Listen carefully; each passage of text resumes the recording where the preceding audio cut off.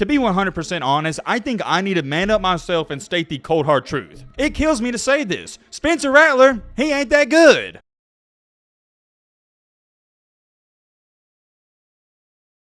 We got two huge topics to talk about in this video. I don't want to make it a really long one because number one, I want to get it up before the Clemson game, and number two, that goes hand in hand with this video. We're going to talk about the Clemson game in the preview. I'm going to give you my thoughts on the game, and let me know in the comment section. Do you think Clemson is barely going to win? Do you think it's going to be a blowout? Or hey, do they get upset? Let me know in the comment section. The biggest storyline of the game, and we're going to talk all about that, is the quarterback situation, and you can't change my mind. We're going to talk all about that, but I would say the overall main topic of this video, and the main reason I'm making it, is because of your boy Spencer Rattler.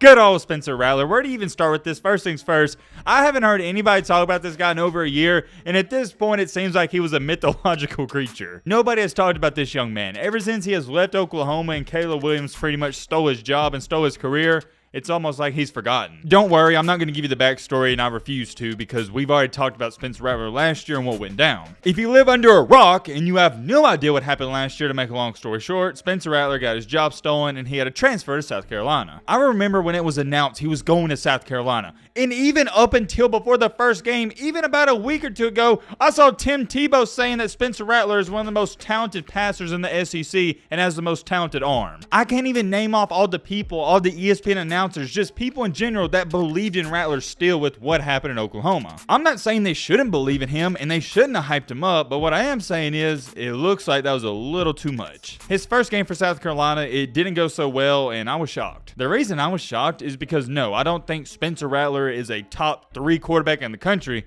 but I still think he has talent and a ton of potential. I don't know what it is about me. Maybe some of you are like this. I want to give this guy a second chance because I see the talent. Unfortunately, though, it's a sad truth, and I hate to say this, maybe Spencer Rattler just ain't that good. There it is, I said it. Maybe he just simply isn't that good. Don't get it wrong, I'm not saying he's bad. He's decent, and some days he can be good or even great. He shows those flashes of greatness, but that's my point exactly. It's only flashes, it's not consistent. It's the same thing with Oklahoma. It's too many ups and downs, not consistent. I really want y'all to understand this, and I want to emphasize it. I hate saying this stuff about him because I want to see him do good because he has so many people hating on him and criticizing him, and I want to see him prove them wrong. But the truth of the matter is, when am I, as a person who analyzes all these players in games, when am I just going to face the cold hard facts? When am I just going to call it the way it is, even if I do want him to succeed, even if I do want to give him more chances? That's exactly what we're going to talk about in this video. I hope you all don't mind. I want to talk about this Rattler stuff first, and then we'll get into the Clemson game. Sorry about that if you do want to see the Clemson stuff first. Like always, if you're new to the channel, no intro, none of that, hit that subscribe button. We're on the road to 300K, and we can't get there without your help.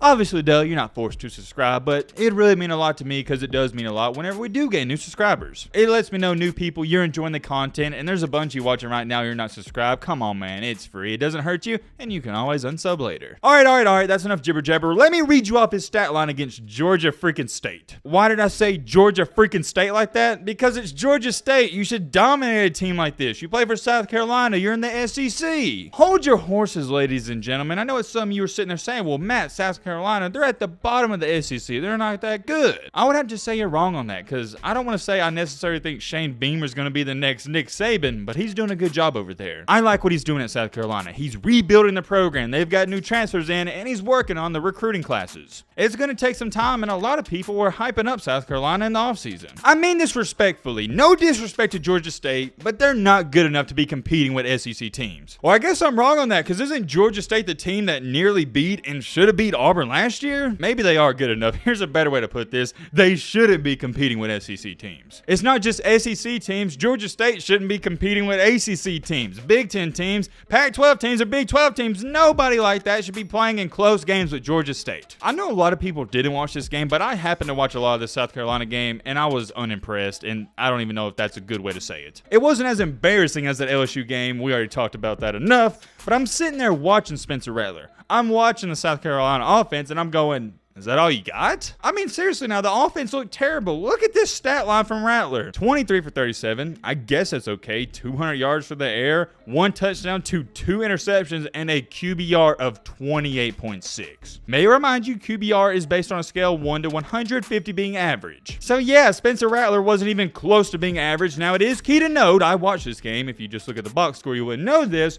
One of those interceptions wasn't his fault. It bounced off the receiver's hands, but one of the interceptions, it was just a terrible pass. Still, if you take away that one interception, he didn't play that good. Whoa, hold on. I can see the South Carolina fans running to the comments right now, and I'm already about to speak on it. Hold your horses. The South Carolina offensive line unit was about as bad, if not worse, than the LSU offensive line last night. Spencer Rattler and Jaden Daniels, you got to give them some credit because they were running for their life. So I do want to throw that in there. The offensive line didn't do any favors for Rattler. Still, he didn't help himself out either. After the game, here's what Rattler had to say. You know, we had strides. We did well. We started hot. We just didn't finish enough drives tonight. We had too many mistakes. We didn't dominate the perimeter like our goal was. As a whole, we didn't do too great. If you don't want to take my word for it, there it is right there. He said it himself. Once again, did Rattler play terrible? Absolutely not. And he is a decent quarterback. He's going to win you some games. But remember, and I want you to remember this, we're talking about Spencer Rattler. We're talking about the same kid that had his own reality TV show in high school. We're talking about the same guy who was a 5-star recruit, the same guy who was supposed to be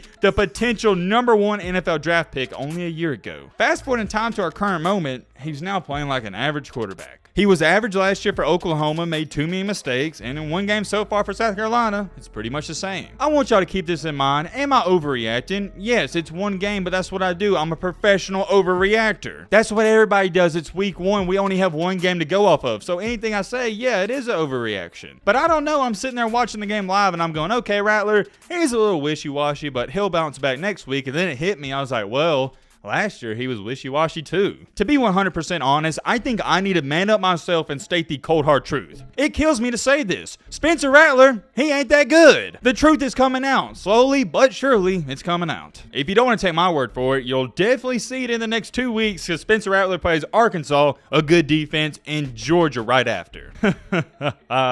We'll really see what he's made out of in those 2 games. I am very curious. Let me know your thoughts on that down below. Moving on to our final topic, the main topic, and one of the reasons you clicked onto the video, we got Clemson and DJ Uyunglele and Cade Klubnik. Georgia Tech and Clemson play at 7 p.m. Central Time tonight, probably around the same time this video is going live.